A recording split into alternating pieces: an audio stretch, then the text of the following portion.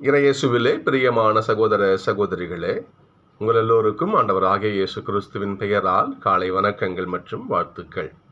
நான் உங்கள் அகஸ்டின் வேதியர். இன்று ஜனவரி மாதம் 16ஆம் தேதி 2026ஆம் ஆண்டு. ஆண்டவரின் மடியில் 5 நிமிடங்கள். சகோதர சகோதரிகளே, வள்ளுவர் பெருமகனார் ஒரு திருக்குறளை சொல்லியிருப்பார். எவன் ஒருவன் ஒரு விஷயத்தை ஒதுக்கி வைக்கிறானோ அவன் அந்த விஷயத்தால் வருகின்ற துன்பத்திற்கு உள்ளாக மாட்டான். எவன் ஒருவன் ஒரு விஷயத்தை ஒதுக்கி தள்ளி வைக்கிறானோ அவன் அந்த விஷயத்தால் வருகின்ற துன்பத்திற்கு ஆளாக மாட்டான். நியாயம்தான், சரிதான். இதை எதிர்மறையை யோசிச்சு பார்ப்போம். நாம எவன் ஒருவன் ஒரு நல்ல காரியத்தை ஒதுக்கி வைக்கிறானோ, ஒரு நல்ல விஷயத்தை ஒதுக்கி வைக்கிறானோ, தேவையல்ல என புறம் தள்ளுகிறானோ அவன் அந்த காரியத்தால் வருகின்ற அனைத்து நன்மைத்தனங்களையும் இழக்கிறான். இதுவும் சரிதானே? இந்த வார்த்தை தான் இன்றைய தியானம். தீமையை ஒதுக்கி வச்சா பரவாயில்ல, தவறில்லை. நன்மைத்தனத்தை, நமக்கு நன்மை பயக்கும் விஷயங்களை, நல்ல விஷயங்களை ஒதுக்கி வச்சிட்டோம்னா நம்ம வாழ்க்கையில் எப்படி நம்ம ஒரு ஒரு ஒரு ஒரு மன மகிழ்வோடு இருக்க முடியும்? வாய்ப்பே இல்லை அதற்கு. எவன் தனக்கான விஷயத்தை நல்ல விஷயங்களை தேடி தன்னை கூட வச்சுக்கிறானோ அப்பதான் மகிழ்ச்சி அடைவான்.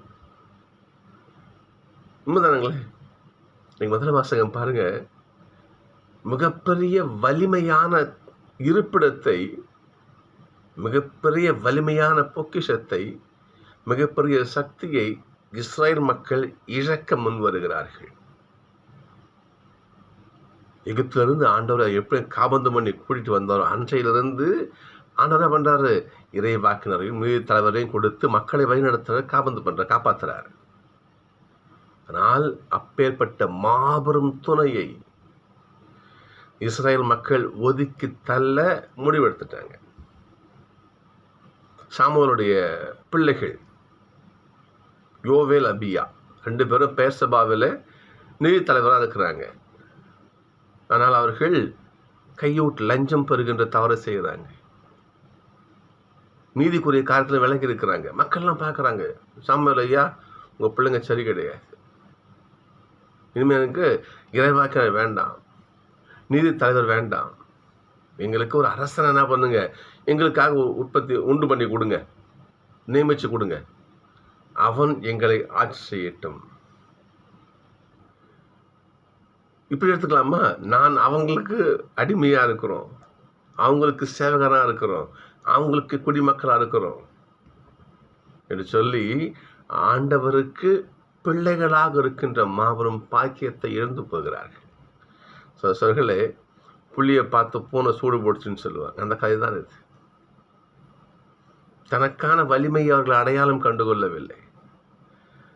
தனக்கான வலிமையான அன்பை பொழிகின்ற, தனக்காக எதையும் செய்கின்ற ஆண்டவருடைய கருணையை அவனை பண்ணாங்க தக்க வச்சுக்க விரும்பல.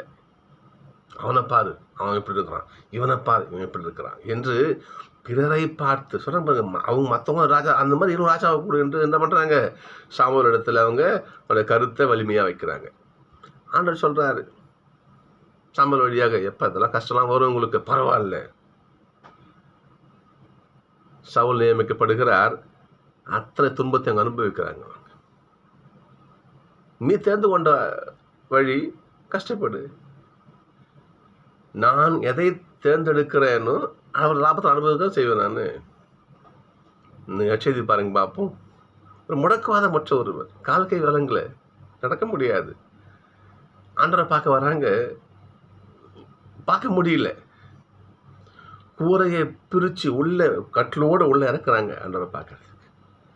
ஆண்டவரை பார்க்குறாரு, இவ்வளோ பெரிய விசுவாசம் ஐயா, எப்பா எதுனா பண்ணு நட, ஏனென்றால் நீ என்னை தேர்ந்து கொண்டாய். இஸ்ரேல் மக்கள் ஆண்டவரை வெறுத்து ஒதுக்குனாங்க, கஷ்டப்பட்டாங்க.